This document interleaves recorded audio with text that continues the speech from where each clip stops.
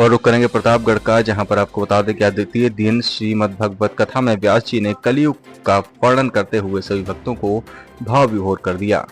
वहीं कलयुग में कितने कल्प होते हैं, कितने चरण होते हैं, सभी की व्याख्या करते हुए कथावाचक श्री श्री 108 श्री पंडित राम शिरोमणि पांडे भागवताचार्य जी ने कलयुग की व्याख्या कर सभी भक्तों को मंत्रमुग्ध किया। वहीं हारमोनियम पर तया विश्वकर्मा तथा उनके साथियों ने कथा में समावान दिया।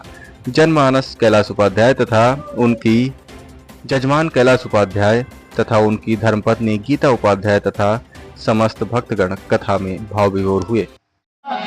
द्वापर में मेरा जन्म हुआ, मैं तो द्वापर ही जान रहा हूँ, तुम कलयुग कहाँ से आ गए, कैसे द्वापर बीत गया।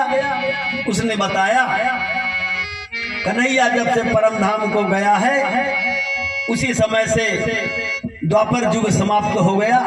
4 युगों का वर्णन है। सबसे पहला युग है सतयुग, फिर त्रेता, फिर द्वापर, फिर कलयुग। कहा इस समय तो द्वापर चल रहा था, कलयुग तुम कैसे आ गए। कहा महाराज मैं तो आपके यहाँ आया हूँ, जब से धर्मराज चले गए मोक्ष को तभी से मैं टहल रहा हूँ। अच्छा तुम टहल रहे हो तो मेरे राज्य में आए कैसे, बिना मुझसे पूछे कैसे आ गए मेरे राज्य में। मैं तुम्हें प्राण दंड दूंगा कलयुग, मैं एक युग को ही समाप्त कर दूंगा। एक युग समाप्त हो जाएगा, कलयुग नहीं आएगा, द्वापर ही रहेगा। वो हाथ जोड़ करके खड़ा हो गया, निवेदन करने लगा। गैया की ओर निगाह गई, गाय की ओर निगाह गई। महाराज परीक्षित पूछते हैं, गौ माता तुम कौन हो, तुम्हारे 3 पांव कहाँ चले गए, तुम एक पैर पर कैसे खड़ी हो।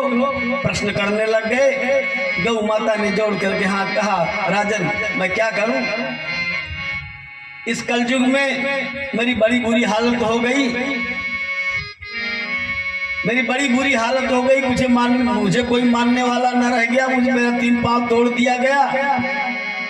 मैं तो पृथ्वी हूँ, पृथ्वी इतना अत्याचार कैसे सहन कर सकती हूँ। बैल से पूछा तो बैल ने कहा, हम तो धर्म के अवतार हैं, अब धर्म नहीं रह जा रहा है। तो इस प्रकार से कलयुग जो है वो पृथ्वी को दंड दे रहा था और धर्म को दंड दे रहा था। ऐसे में महाराज परीक्षित खड़े हो गए, कहा बस अब सावधान हो जाओ, तेरा प्राण अंतिम समय है, निकलने वाला है, तुम्हारा प्राण पखेरु जाने वाला है। लगे कहने, अब तो कलयुग खड़ा होकर के स्तुति प्रार्थना करने लगा।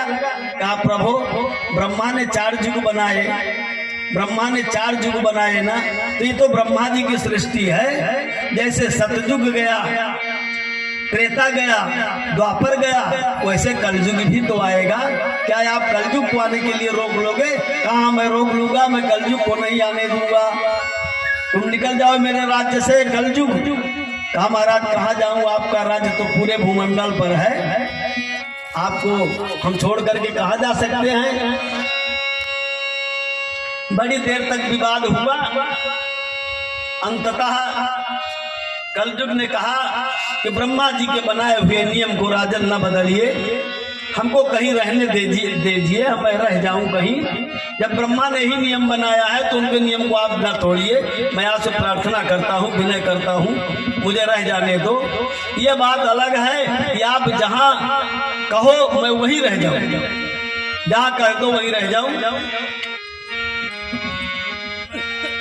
दया आ गई थोड़ा सा महाराज परीक्षित को, तो परीक्षित ने कलयुग को खाली 4 जगह रहने का आदेश दिया था। 4 जगह कि ठीक है तुम 4 जगह रह सकते हो। 4 स्थान उनको दिया जहां पर लोग मदिरा पान करते हो, जहां पर जुआ खेला जाता हो, और जहां पर किसी की कोई हिंसा करता है, मार पीट देता है, कत्ल कर देता है, और जहां पर तमाम प्रकार के कुकर्म होते हैं, जहां लोग वेश्यागमन करते हैं, ऐसे 4 जगहों में तुम्हारा व्यास होगा। इसके अलावा तुम कहीं नहीं जाओगे। राजा धार्मिक था, राजा के राज्य में कोई मदिरा पान नहीं करता, कोई परिस्त्री गमन नहीं करता, कोई किसी का कत्ल नहीं करता, उनके राज्य में कोई जुआ नहीं खेलता। एक सबक मिल चुकी थी अभिमन्यु को कि हमारे परदादा धर्मात्मा युधिष्ठिर एक कई बार जिंदगी में जुआ खेले थे तो द्रौपदी को दांव पे लगा दिया था, हार चुके थे, तो सचेत हो गए कहा मेरे राज्य में जुआ नहीं होगा, कोई खेलता ही नहीं जुआ। अब तो कलयुग डर गया, कलयुग घबराया, हाथ जोड़ के खड़ा हुआ, लगा निवेदन करने, राजन ये काम तो आपके राज्य में कहीं होता नहीं है, तो मैं जाऊं कहाँ? ये 4 काम जो आपने 4 जगह हमको दिया, ये चारों काम आपके यहाँ नहीं होता राज्य में, मैं कहाँ चला जाऊं बताओ? अरे महाराज हम निवेदन कर रहे हैं जैसे आप